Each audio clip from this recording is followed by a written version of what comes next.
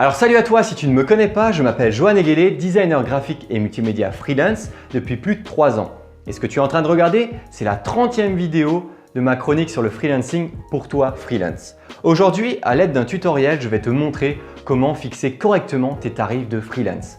Et avec l'ensemble de ma chaîne, je te montre comment convaincre tes clients de signer tes devis en facturant plus. Mais avant de facturer plus, il faut déjà réussir à facturer le bon tarif. Parce que tu vas vite voir qu'avec le tutoriel que je vais te présenter, effectivement, il y a des mauvais tarifs. Parce que c'est bien beau de vouloir vivre sur le court terme, mais l'objectif, en tout cas ce que je vais essayer de te montrer avec ma chaîne, c'est que le freelancing, il faut pouvoir en vivre sur le long terme. Alors c'est parti. Alors dans cette vidéo, il n'y aura qu'une seule et unique grande partie, à savoir comment fixer ces tarifs. Alors tu me demanderas comment j'ai su, comment calculer ces tarifs-là? Eh bien tout simplement parce qu'au début de mon activité, vu que je suis micro-entrepreneur affilié à la Chambre des métiers, j'ai dû faire la formation SPI, stage de préparation à l'installation.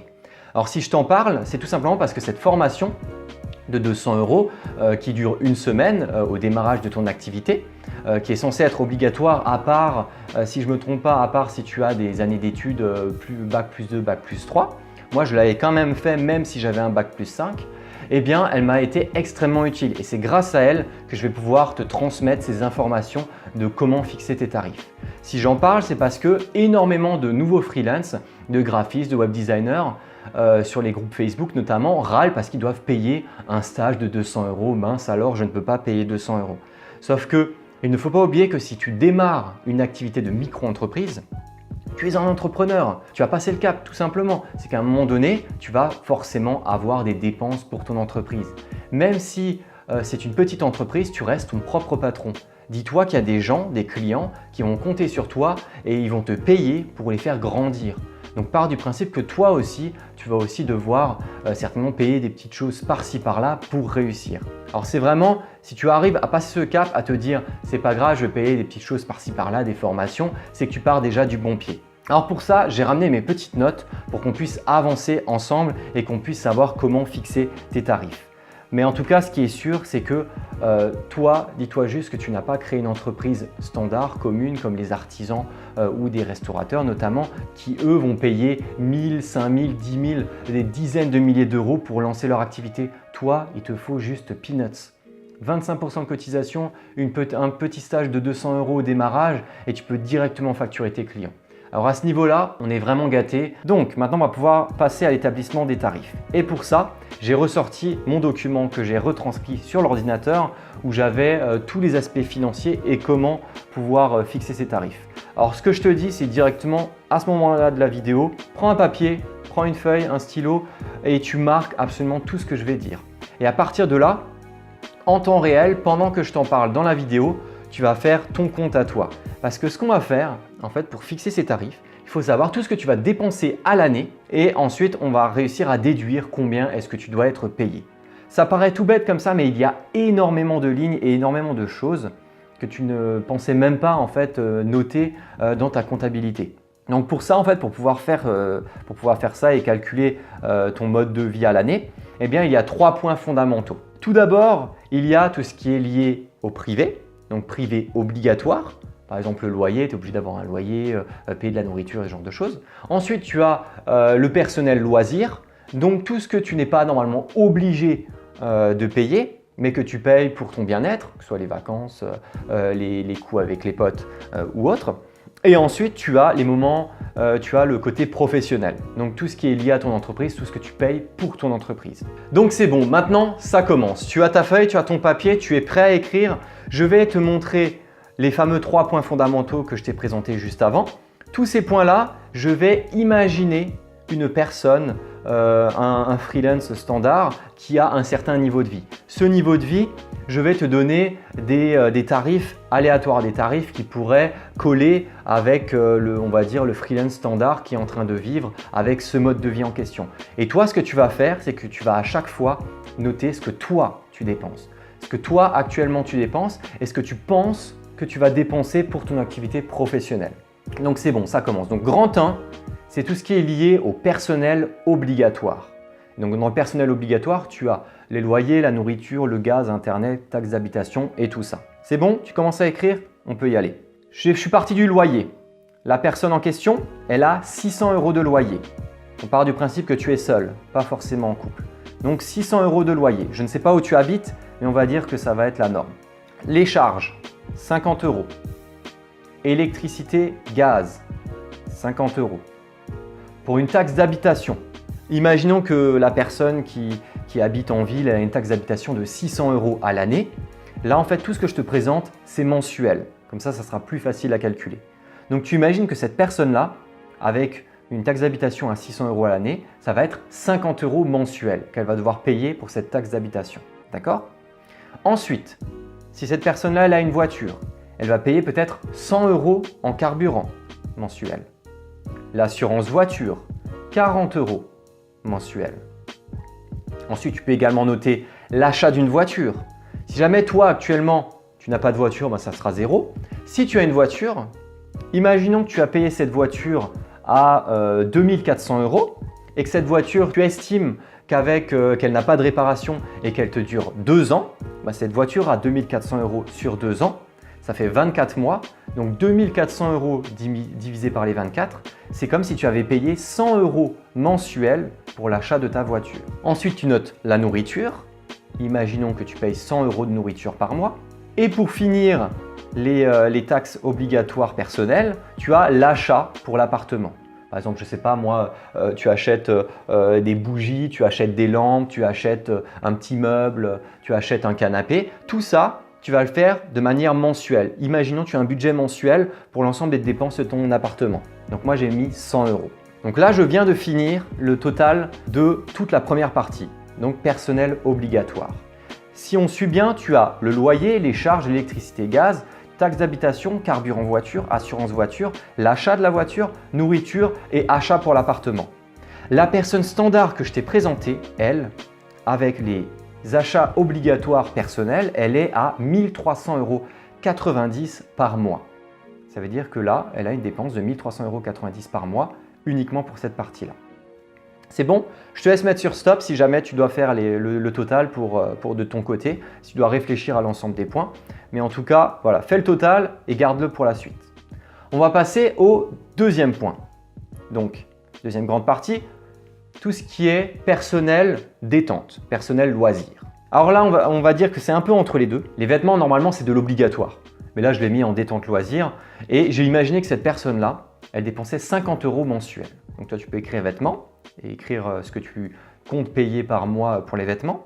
Pour les vacances, la personne, j'ai mis qu'elle payait 100 € de vacances par mois. Quand je dis 100 € de vacances par mois, ça veut dire que cette personne-là, elle va dépenser 1200 € de vacances à l'année. Ça peut être un voyage, ça peut être des week-ends, mais en gros, cette personne-là, elle s'est allouée 1200 € de budget à l'année pour les vacances. Ensuite, on a les sorties avec les amis ou les restaurants. Moi, j'ai mis 50 € par mois. Et pour finir, j'ai mis l'argent de côté. Il faut également que tu prennes en compte l'argent que tu veux mettre de côté par mois. C'est quand même préférable si jamais tu veux, je sais pas moi, mettre 100, 200 €, 300 € de côté. Donc là, en tout cas, pour la personne que j'ai choisie, j'ai mis 300 € d'argent de côté. Comme ça, tous les mois, elle est sûre qu'elle a 300 € de côté et qu'elle peut remplir un livret. Donc voilà, ça c'était la deuxième partie, tout ce qui était personnel détente. Et donc là, une fois que je fais le total pour la personne fictive avec vêtements, vacances, sorties restaurant et argent de côté tous les mois, ça lui arrive à 500 € mensuels de dépenses. Donc je te laisse faire le calcul de ton côté. Et ensuite, finissons avec la troisième et dernière partie, donc la partie plutôt professionnelle business. Là, je pars quand même du principe que c'est une personne qui est un peu similaire à mon domaine. Par exemple, une personne qui fait du graphisme, web design, motion design, qui est freelance, créatif ou bien rédacteur, rédactrice, ce genre de choses. Donc là, ce que j'ai mis, c'est le site internet. Tout ce qui est lié au site internet, j'ai mis 20 € par mois. Ensuite, j'ai mis 40 € pour internet, notamment si tu as la fibre. Ensuite, j'ai mis le gros matériel professionnel. J'ai mis 50 €. Alors ça paraît pas beaucoup, mais au final, imaginons que tu as un ordinateur qui te coûte 1200 €. Ben, si cet ordinateur il te dure 5 ans, sur une seule année, cet ordinateur qui coûtait 1200 €, il te coûterait 100 € par mois. Ben, 100 € par mois, c'est s'il tient uniquement un an. Ben, s'il tient 5 ans, tu divises encore par 5. Donc cet ordinateur, c'est comme s'il t'avait coûté 20 € par mois. Et donc tu fais le calcul de tout le reste. Donc ordinateur, écran, enceinte, souris, clavier par exemple. Ensuite, tu as les logiciels. Moi, j'ai compté la suite Adobe, par exemple, qui est à 60 € par mois. Ensuite, tu as le budget que tu veux allouer à des formations. N'oublie pas, en tant que freelance, si tu ne te formes pas, si tu n'avances pas, en sachant que la technologie, le digital évolue en permanence, tu mourras tout simplement. Il faut que tu te formes. Il faut que tu te formes. Donc moi, j'ai imaginé que cette personne, elle va uniquement allouer 20 € pour les formations par mois. Ensuite, tu as publicité, événements pro ou autre. J'ai mis uniquement 10 € par mois parce que peut-être que la personne, elle a uniquement des petits salons par-ci par-là dans sa propre ville, qu'elle a payé des salons à 10, 20, 30 € et qu'elle y allait 2-3 fois par an, par exemple. Ensuite, tu as l'assurance professionnelle. J'ai pris pour exemple l'assurance WeMind. Moi, par exemple, c'est ce que je paye pour mon assurance pro. J'ai pris le minimum syndical, mais avec tout ce qui est protection santé et protection au niveau des contrats signés de devis par les clients ou autres. Ensuite, tu as la retraite. Tu peux cotiser dans des caisses retraite à un certain montant, 50, 100, 200 € comme tu veux. Et là, moi, j'ai mis 50 € pour cette personne. Et ensuite, j'ai mis 30 € de déplacement pro. Imaginons que la personne est une prestataire de service qui ne bouge pas beaucoup de chez elle. Eh bien peut-être qu'elle aura uniquement 30 € de déplacement pro. Si elle a par exemple, je ne sais pas moi, si elle fait 4-5 voyages dans le mois avec sa voiture. Et donc quand je fais l'ensemble des dépenses business pour cette personne-là, j'arrive à 360 €. Donc toi, je te laisse également faire le calcul avec site web, internet, gros matériel, logiciel, formation, publicité, assurance professionnelle, retraite et déplacement professionnel. Donc là, en fait, ce que je vais faire, moi de mon côté, cette personne-là, elle a 1390 € au niveau du personnel obligatoire, 500 € le personnel facultatif et 360 € de professionnel. Ce qui équivaut à 2250 € au total de dépenses par mois net. Donc toi, ce que tu dois faire maintenant, c'est que tu dois faire le total de l'ensemble de ces dépenses. Tu as listé absolument tous les traits que je t'ai mis. D'ailleurs, j'ai oublié de le dire juste avant, mais si tu es sur YouTube, je vais te le mettre directement en description pour que tu aies juste à copier-coller dans ton document Word par exemple. Et justement, cette personne, elle est à 2250 € net de dépenses par mois. Eh bien, si cette personne-là, elle est micro-entrepreneur, eh bien, ça veut dire qu'elle a 25 % de cotisation, on va dire globalement. Tu as également le CFE, donc tu sais, la chambre des métiers dont je t'avais parlé juste avant, c'est ce qu'on appelle un CFE parce que tu peux les contacter par rapport à ton métier ou autre. Eux, c'est 1 %, mais on va dire qu'on l'enlève. Donc, tu as 25 % de cotisation à l'URSSAF. Donc, la personne que je t'ai citée précédemment qui a 2250 €, tu vas lui rajouter les 25 % que tu n'avais pas compté puisque ça, c'est du net. Donc, en brut, cette personne-là, elle doit gagner 3 000 € mensuels, 3 000 € de chiffre d'affaires. Donc ça veut dire qu'avec le niveau de vie de la personne que je t'ai présenté, et c'est un niveau de vie plutôt modeste, c'est un niveau de vie standard, c'est pas une personne qui va non plus faire des trucs de folie, cette personne-là, il faut qu'elle ait un chiffre d'affaires de 3 000 €. Sinon, elle ne peut pas vivre sur le long terme. Donc toi, il faut exactement que tu fasses la même chose. Si jamais tu ne l'as pas noté, que tu as juste regardé la vidéo comme ça, je t'invite à revenir en arrière, à regarder les 3 parties et à noter toi-même combien est-ce que tu penses dépenser pour l'ensemble de ces points-là. Et tu verras vite que les dépenses vont très vite et que finalement ton chiffre d'affaires il doit très rapidement augmenter. Donc pour ça, pour calculer ton chiffre d'affaires encore plus précisément, là tu sais que dans le mois, tu es censé atteindre 3 000 € de chiffre d'affaires avec ce niveau de vie, en sachant qu'il n'y a que 20 jours ouvrés dans le mois, en sachant qu'un freelance travaille environ 10 jours, donc la moitié, puisque l'autre moitié c'est du démarchage, c'est des vacances, c'est du temps libre, c'est de la création pour son site internet, pour la promotion, pour plein de choses, et bien toi tu vas seulement travailler pendant 10 jours. Donc qu'est-ce qui se passe? Tu vas diviser ces fameux 10 jours de production sur les 3 000 € de chiffre d'affaires. Ça te donne combien? Ça te donne le fameux 300 € TJM, tarif journalier moyen. C'est le fameux 300 € par jour que tu vois très rapidement un peu partout lorsque tu entends parler de freelance et que les freelances en parlent. Eh bien, il s'agit tout simplement du tarif journalier moyen. C'est-à-dire que là, en ayant 300 € par jour, en travaillant 10 jours dans le mois, tu vas avoir un niveau de vie relativement similaire à la personne que je t'ai présentée juste là précédemment. Donc ça veut dire que là, et attention, cette personne-là qui a 3 000 € de chiffre d'affaires par mois, ça veut dire qu'elle atteint les 36 000 € de chiffre d'affaires à l'année. C'est simplement le palier du micro-entrepreneur en France. Ça veut dire que c'est vraiment un statut de démarrage. C'est vraiment prévu pour que tu démarres une activité. Tu as l'ACRE qui, elle, te permet d'avoir uniquement 5% de cotisation, puis 10%, puis 15% et ensuite tu viens à 25% la 4e année. Mais en fait, c'est vraiment pour t'aider au maximum à lancer une activité et qu'elle fonctionne et qu'ensuite tu atteignes les 3 600 € de chiffre d'affaires, là où tu as un niveau de vie qui est plutôt standard, pour passer à un stade suivant.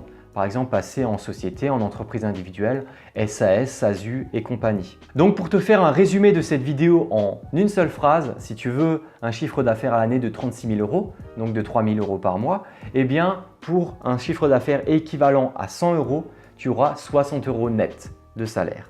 Donc ça veut dire que globalement, 60% de ton chiffre d'affaires, ça sera ton salaire net. Donc fais vraiment bien attention à ça, ce n'est pas 80-90, non. Ton salaire net, c'est uniquement 60% de tout ce que tu gagnes avec tes clients. Donc fais bien attention, quand toi à la fin du mois, tu es à 2 000 € de chiffre d'affaires, ça veut dire que tu as uniquement 1 200 € net dans ta poche. Il faut vraiment que tu fasses attention à ça parce qu'il y a énormément de graphistes. J'entends parler en bradant les prix, en disant ça. Ah mais non, ça me suffit, 2 000 € par mois et compagnie. Ouais mais non, mais en fait ce qu'il ne faut pas oublier, c'est que c'est uniquement 60% de ton niveau de vie. Donc ça veut dire que si tu as 2000, en fait tu n'as pas 1800, tu as vraiment 1200, tu as le SMIC. Tu as le SMIC lorsque tu as un chiffre d'affaires au mois de 2000 €. Donc voilà, en tout cas, j'espère que cette vidéo t'a plu, t'a été claire et que tu as pu maintenant avoir une vision beaucoup plus précise de comment fixer tes tarifs. J'espère que grâce à cette vidéo, tu vas pouvoir, si jamais tu veux te lancer en freelance ou si tu es un freelance qui a encore des tarifs au rabais, que dès aujourd'hui, tu vas changer ta mentalité en voyant vraiment maintenant de manière globale le coût de la vie en fait et le coût du freelancing pour que tu puisses enfin travailler à long terme en ayant des vrais tarifs, notamment pour le marché, pour l'ensemble de tes collègues freelance et même pour toi-même et ta vie future. Donc en tout cas, si jamais tu as envie d'autres astuces vidéo, là, il s'agit de la 30e vidéo pour toi freelance. Il y en a déjà 29 autres précédentes que tu peux déjà regarder en allant sur ma chaîne YouTube. Tu peux également t'abonner à la chaîne et surtout partager cette vidéo au maximum parce que j'ai passé pas mal de temps à vouloir te présenter tout ça pour que tu puisses vraiment fixer correctement tes tarifs. Donc n'hésite pas à la partager. Et puis je t'invite tout simplement à venir sur la chaîne, à partager avec moi sur Instagram parce que c'est là où je suis le plus actif, où je publie le plus de choses, où il y a le plus d'échanges. Et puis je te dis à très bientôt pour une prochaine vidéo pour toi freelance. Allez, ciao!